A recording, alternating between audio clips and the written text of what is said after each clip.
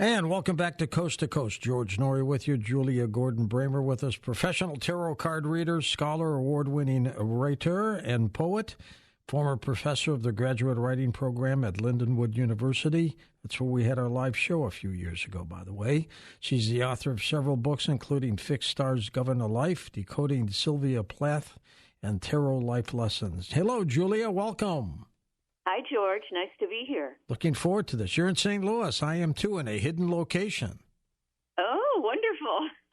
The weather, we're neighbors. The weather has been amazing, hasn't it? Oh, it's, gorgeous. In fact, I'm covered with mosquito bites for something. They just got me in the last bit of the season here. Oh, yeah, their last hurrah, I think, isn't it? Hey, Julia, how long have you been involved with the tarot cards? Oh, wow. So I started reading when I was 16 years old, and this month I will be turning 60. So we're looking at 45 years. Well, happy birthday. And how'd you get involved in this? What got you into it? I tell the story in the first chapter of my book, Tarot Life Lessons. I was, as I said, I was 16. I wandered into a mall on a hot summer day, and there was a magic shop there. This was in the 1970s, so magic shops were not what they are today. You know, today we have these new age shops with crystals and pendulums and all kinds of spiritual books. They did not exist in the 1970s. What I walked into was gag gifts and rabbits in hats and, foam balls that you can hide up your sleeve, that sort of thing. And there was this young woman behind the counter who was maybe about 4 or 5 years older than me, but to a teenage girl, I mean, she seemed to possess all the wisdom of the universe. And she looked at me and said, "Do you want to see some real magic?" And she guided me to the tarot deck, and she showed me the cards, and that was it. I was spellbound, and my life took a turn, and I never looked back. What are there, 72 cards in the deck? There's 78 cards, actually. So 78. Yeah. Uh-huh. And what do you think of the death card? I mean, I've had tarot card readers tell me it doesn't mean you're going to die. No, not at all. It's a card of transformation. So people see it and they get scared because of all the movie stuff, you know? Sure. But the death card is saying the old life is behind you and you're in a whole new life. So you may see the death card when you graduate or when you get married or when you have children, anything, when you retire, anything that everything's changed. And the thing about big change is that it is scary because we don't know what the new life looks like, right? So you've got just that fear of the unknown, but it can also be very exciting. So the death card is usually considered positive, a card of transformation. Julia, do you find that more and more people are getting interested in tarot cards and readings? Well, what I know from my clients is that these are very dark times, and people need something, whether we want to say faith. I mean, I was telling some clients at a festival I worked this weekend, every day I start my day and I ask Spirit, God, whatever you'd like to call it, to let me be a channel of love and light and to, just to be something positive in these dark times. And I think people need that. And the other thing I think is that in all of this world chaos, people tend to diminish their own problems, and they tend to say, well, this, I'm not important, not compared to Israel and Gaza, and so I, through the tarot, am a way to see them and hear them and acknowledge what people go through on personal levels, because our day-to-day stuff does not change. We still have it, even in these really hard times. From the book Tarot Life Lessons, the subtitle, Living Wisdom from the Major Arcana. What is the Major Arcana? So, as you mentioned, the tarot has 78 cards. 22 of those cards are the major arcana, and those are the milestones. Those are the famous tarot cards that you do see in the movies, like the Fool, like the Lovers, like the Death card, the Hermit. That we probably all know the Hermit best from the Led Zeppelin 4 album, if you're of a certain age, and they're the big deals. Every culture has these milestones. We have a card for the mother figure, the fathers, the elders. We have cards for money. We have cards for temptation and collapse. We've all had our dark nights of the soul. So there's a tarot card for what Carl Jung would call the process of individualization, what Joseph Campbell would call the hero's journey, the sort of process of life that we all go through. And so the major arcana is especially meaningful. The minor arcana is also very helpful. That aligns more along with a regular deck of playing cards, and the minor arcana is thought to be the more day-to-day stuff. But the major arcana are those big issues. It's fascinating indeed. And you use a lot of stories in the Tarot Life Lessons book from real-life episodes. Tell us about that. Yeah. So these all came from my journals over the years, and my husband has always said, you got a lot of good stories. You should write about that. And I never really thought about it until COVID, honestly. And they were all written because I had journaled them. And so during COVID, I just put it all together. And I had very much of what I would call a God moment, where I had a fan letter on Instagram about some of my, I'm also a Sylvia Plath scholar, and a young woman had read my other 3 books on Plath and her mysticism, which a lot of people don't know about. And she said that she was really interested in that, and I told her about this project that I was kind of working on during quarantine. And she said, I want you to talk to my editor friend over at Inner Traditions. And she connected us, and they just snapped it up on the spot. And they are also going to be publishing The Occult Sylvia Plath next year. So I am just so blessed and could not be more pleased with my publisher, honestly. But as far as these stories go, they're real-life stories of clients that have had especially interesting, situations with me. I'm not just dishing. It's not just gossip, because I process my end of it. So you're going to see how human I am as a tarot card reader. I am not the guru who's sitting up on a mountaintop, telling everybody how to live. You're going to see me wrestling with boundaries and insecurities, and occasionally being a bit intimidated. Every story is different. There are murders. There are scam artists. There are people who are so very desperate for love, and I think we know all of these people. I think they're universal stories. There are gold diggers. There are people struggling with children who have died. And so I've matched each story to one of the major arcana tarot cards, just as sort of the overriding theme. That's an idea I got from Sylvia Plath, my literary mentor, and it gives it a nice flow. If you are a tarot card reader, you will see and understand how I read the cards. Also helpful for people who are interested in the tarot. But if you are just looking for a good story, you don't have to focus on the tarot details. It's not overloaded with those. This is not a how-to-read tarot book, because there are way too many of those already. I wanted real-life application of tarot. I wanted people to see how tarot is used in real life with real people.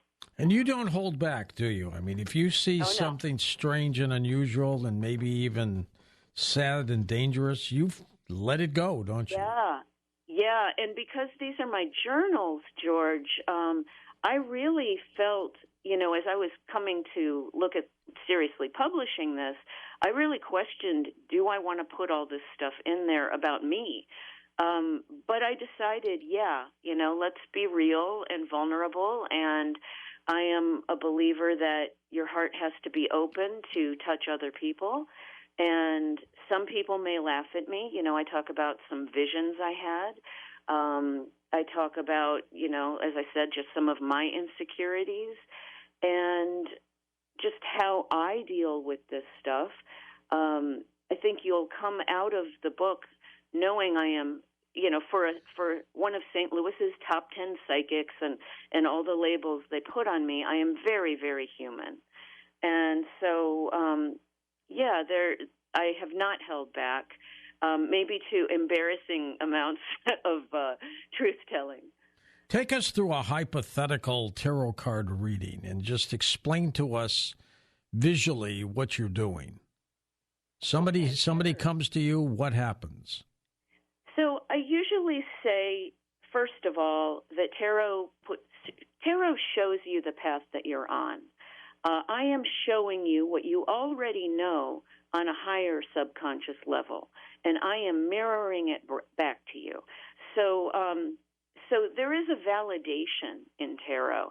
A lot of times people think they know what's going to happen, or they may have a lot of anxiety or a lot of excitement or something, and the tarot will bring clarity to that. But that said, if we see something coming up in the future that you don't like, it is an opportunity to do it differently. So I'm never going to tell someone that they're doomed. As I said, these are energies, and so we can say, okay, this hasn't happened yet, and let's change that energy. And so the tarot card's very good for giving advice, very good for, I'm showing you the path that you're on if you don't do anything different. So usually for a new client, I begin with a very traditional spread called the Celtic Cross. And some people do it with 10 cards. I learned with 11 cards. And the Celtic Cross is a basic past, present, and future with 3 core cards that are kind of a snapshot of who you are today. And so it'll talk about your core issues and the things you're struggling with and how people see you. Those are those first 3 core cards. The card above, at the very top of the spread, is sort of where all your attention and energy is going. The card below tends to be the present day. The card to the left, the far left, is your recent past, and to the far right is your near future, usually within the next 6 months. And then there is this column of cards that runs up the side. Some tarot card readers will say that column is sort of the direction of your entire life. I personally think that's ridiculous. I don't think any of us have any sense of our entire lives. I read that as the next 2 years. So my reading tends to be about 2 years out, where you're going, where your attention is, what might be tripping you up, what you might want to focus on to build and grow, and what you might want to change. Interesting. Now, when you're with a person physically and they're there with you, who picks the card, you or them? If they're with me physically, I'll usually have them pick. And they have the added option of choosing what deck to use. And I'm a little different from a lot of tarot card readers because I do like to offer a selection of decks.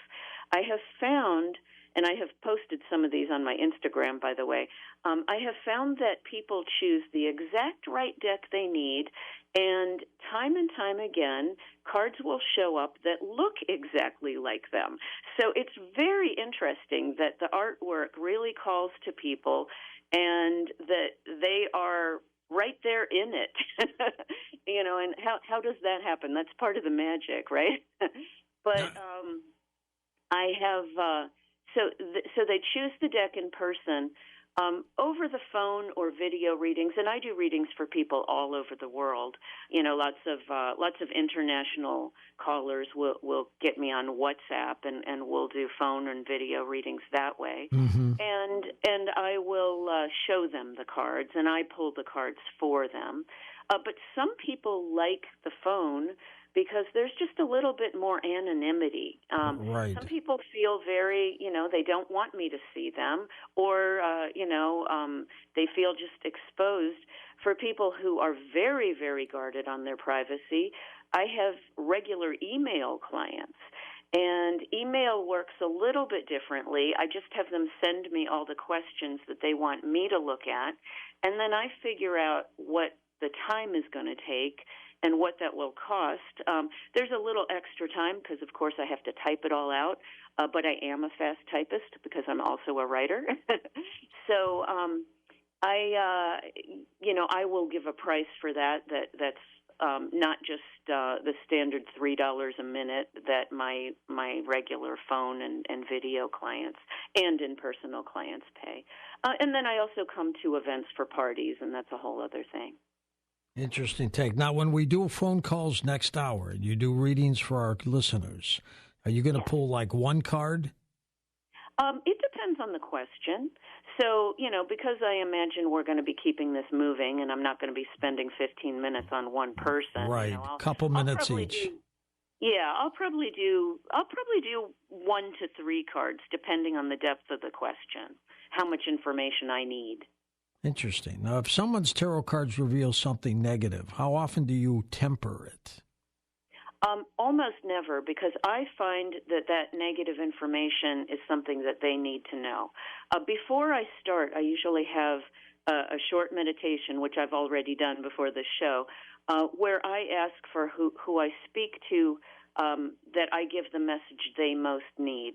So I am going to trust that if that negativity comes up, they're ready to hear it and to change it.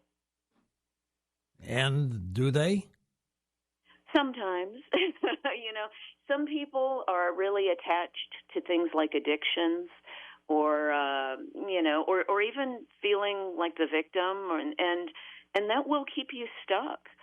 If you see yourself as just going to suffer and have hard times, I can point that out, and I can show you that you actually do have power in your life to shift out of that, and I can show you how to shift out of it, but you have to want to. Interesting take. Have you ever had a client lose it in front of you? Oh, yeah. Really? More often than not, drugs or alcohol are involved. And I do like to say there's a reason we call alcohol spirits. They walk in that way? Yeah, it just, the thing about, especially a drunk person, and this is famous for when I do parties, right, and there's usually a lot of drinking.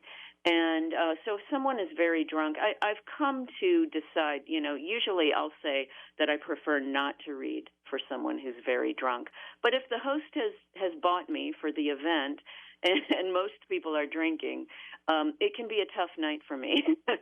But, they'll see something like the death card, and they may try and read it themselves and panic. And, I remember one girl just wailing, thinking that her life was over, and there was almost nothing I could do to console her because she was just spiraling in her drunkenness. The other thing about drunks, they tend to ask me the same question over and over. Over again, yeah. Holler at me. So it's not fun for me. Our special guest is Julia Gordon-Bramer. Her website is linked up at coasttocoastam.com. She's also on Twitter X and Facebook as well. And she's got a couple books out, including her latest one called The Tarot Life Lessons. She's got another one called Fixed Stars Govern a Life. It's fascinating. It really is amazing how it works. Stay with us. We'll come back with more with Julia Gordon-Bramer in just a moment on Coast to Coast AM. And welcome back to Coast to Coast. George Norrie with Julia Gordon-Bramer as we talk about her latest book, Tarot Life Lessons. And they're great lessons, by the way. Julia, how did you come up with them? Oh, wow. Well, I would say either my own experience or just spirit, just channeling information. they're all very different, and wow, it's not easy to talk about, like, where do you get wisdom? I think that just comes from age. I'm not sure I could have possibly written this book if I were in my 20s. But I think life gives us the wisdom. It's amazing work that you do. And have you ever had to rearrange a card because you didn't like the way it looked? What I have done, I've had some readings where a card, sometimes I'll talk about a reversal, and that's when a card falls upside down. And it can have a more negative connotation. Not always. I mean, sometimes a reversal is actually a positive thing if it's a negative card in general. But each card is considered to have both positive and negative attributes, what some people call dignities. And so if I see something particularly bleak, I may explain the positive side and how they can shift that. And I may physically turn a card around and say, look, this is what we want. This is what you've got. And if it's a negative card, you still put it right out there, don't you? Yeah. Well, like I said, these are all opportunities for us to make corrections. And Shelley Kerr is written a little snippet for the back of your book. Yes. Shelley is wonderful. She's been a great guest on Coast to Coast over the years, to be sure. Awesome. Yeah, I love her. Give me an example of a client that comes to you and tell me what they've asked for and what you tell them. Well, I would say that the most popular question is going to be love. If, it almost doesn't matter. I think that's what matters the most to people. We could overlook money, health, career. Everybody wants to be loved. That is just the primal need. And so that's what I get more than any other question. As far as when are you asking me about one of the stories, or are you? Yeah. Give me one of the stories. Okay. That you find fascinating. Okay. Well, let's see. What's coming to mind at the moment is the Hermit card, and maybe because I just talked about love, and I was working a wedding, and in Forest Park, St. Louis. And they had me set up in a beautiful little cabana outside of the main reception hall, and it was full of people, and I had a long line. And this elderly man came and sat in front of me, and he didn't say a lot. He was very, very quiet. And I put down his cards, and it just hit me that he had never known love in his whole life. And he was probably well into his 70s. And I said this, and he broke down crying in front of me. And it was an incredibly emotional reading for both of us, because I do connect. When I'm reading for you, I am connecting to your energy. And we were holding hands, and I was just talking him through that even at this late time in his life, it still wasn't too late to know love. And, it was so interesting because he spoke almost no words to me through the whole thing except tears, and then a very heartfelt thank you at the end of it. It was, I was able to give him a little guidance and to be seen, and his cards came up on why this had happened, and he'd had some great pain in his life, in early life, and just never trusted his heart again. And that's how it goes. We usually have these traumas that sort of set us in our direction, and it's soul work about if we can heal that or not in this lifetime. And I believe that if we don't heal it in this lifetime, we'll have to come back and do it again. But hopefully, I don't follow up with these people. Sometimes they follow up with me, and that's always really a wonderful thing if somebody touches base a year or two later and says, oh, your guidance helped me. And that does happen sometimes. But more often than not, I'm left wondering how they, went and if they made a change. And you will have some of my questions as you read my book. But, it was very emotional. Often, many of these stories are very emotional. Like I said, I connect with them on a deep level, and I get attached. I mean, almost every client I have, I love on some level. It may end after the reading, but even if somebody has questionable morals or ethics, like I have a story about two gold diggers, and even them I grew quite fond of, and you can understand why and where they came from. These particular gorgeous young women came from a third world country, and really, the idea of poverty, it was the worst thing that they had experienced, and they never wanted to go back. That scared them. It scared them, didn't it? Correct. And they were willing to give up real love and, marry a man 25, 30 years older if they had to, and, just for that security and for luxury. And they were doing a pretty good job of it. But I was in that story. I was saying these men were not dummies. They were surgeons and lawyers and bankers, and they knew what they were getting. So it was a win-win from their point of view, even if it wasn't exactly love. Now, how do the tarot cards work? What force is behind them that allows those cards to pop up when you're reading them? Right. Well, so I like to say they're very psychological. I mean, the famous psychologist Carl Jung used tarot with his patients, and they contain all of our complexes and all of our moods and emotions and, and feelings. But the magic comes in how do the right cards land in the right position. Some of that is my psychic ability in just knowing how to read it. Because if you open any tarot instruction book, you're going to see that one card has even many different meanings beyond the upright and reversed. They have their pictures, which tell so much. And sometimes I will look at a card and all of the standard meanings I might throw out of the window because the picture is just telling me something very relevant.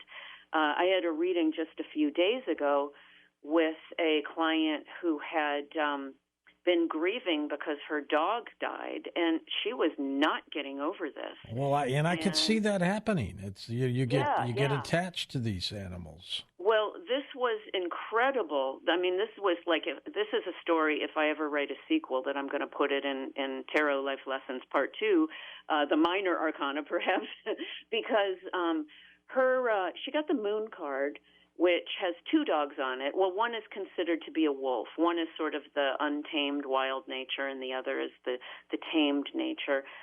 She also got a father card, and I was like, what's going on here? And she told me that her father had died when she was 13, and she'd never properly grieved him. But more interesting than that is a week after her father died, her mother ran over their pet dog with their car. Oh, and she had sort of equated the father energy and the dog energy. And here she was 40 years later, just losing it over this dog that had recently died. And I said to her, Kim, these two dogs on the moon card, it's the dog of the present and the dog of the past. And this is really about your father. And she got so much healing from that. And, I'm praying that she'll be able to go forward. But that's the kind of thing tarot does. I have had clients tell me that they got more from one session with me than they did from a year of therapy, because it comes up quicker. Wow. And it's more to the point. Have you followed up with your clients after a reading? Oh, sometimes. I mean, I have many, many very regular clients. So there are clients I talk to, daily even. Not so, that's a lot. But if they're going through something very hard and they feel that they need the support, they need to be validated, they need some direction, the daily clients are usually going through something like a divorce, or, then they're just kind of lost, and so maybe I'm a support system somewhat. I'm a bit of a counselor. I'm a bit of a life coach. You are, absolutely. But the and not trained in that. I want to say I do not have credentials for that. So just a heads up, should somebody be seeking me for that. But then I have other clients who just see me like once a year on their birthday, or I get a lot of New Year's readings. People saying, show me what the New Year is going to look like. I get people who check in when they're starting a new business venture, or if they've just met somebody that they're interested in romantically. And, hey, Julia, will you check him out? Will you see if this is a good guy? Are the feelings mutual? Things like that. Sometimes I also get people who want to look at people who have passed. And that was something I didn't ever set out to do originally, but my clients were kind of tricking me into it. And they would say, tell me what you see around Jeff. And I would put the cards down and I would be like, oh, wow, Jeff is in a really dark place, and there's not a lot happening, but there seems to be a lot of grief around him. There seems to be a lot of people grieving. And then they would say, yeah, that's because he's dead, and then we would go deeper and look for messages from that person. I never really set out to be a medium, and I don't consider myself to be in that back and forth communication with the dead, but the cards do show sometimes important messages and things that people want to hear. What has been the scariest reading you've ever done? Ooh, scariest. That even scared you. I don't know that I go there, George. I believe that I'm in the light.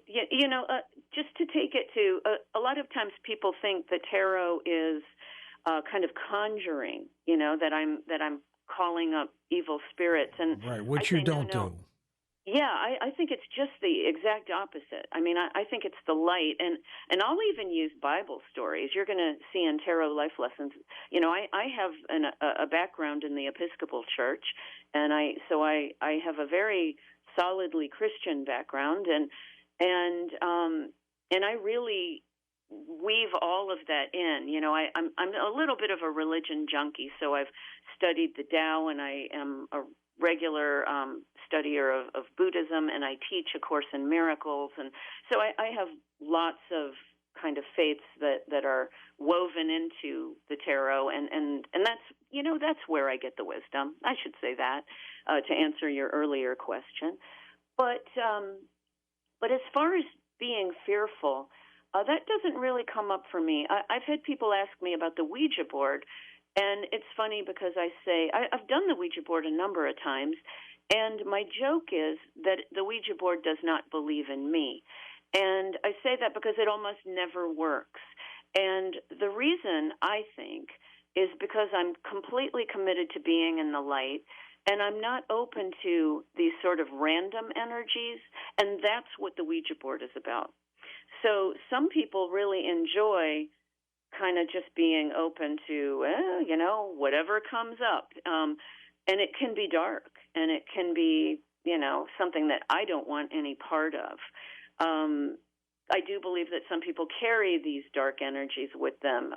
They usually show up in the form of addiction, depression, panic, anxiety. Those are all the meanings of the devil card in reverse, by the way, which those are our demons, and why somebody would want to be open to that is not something in my understanding. but I'm not, and so it doesn't work for me. All right, we're going to come back and take an hour of calls with you, Julia. The lines are open.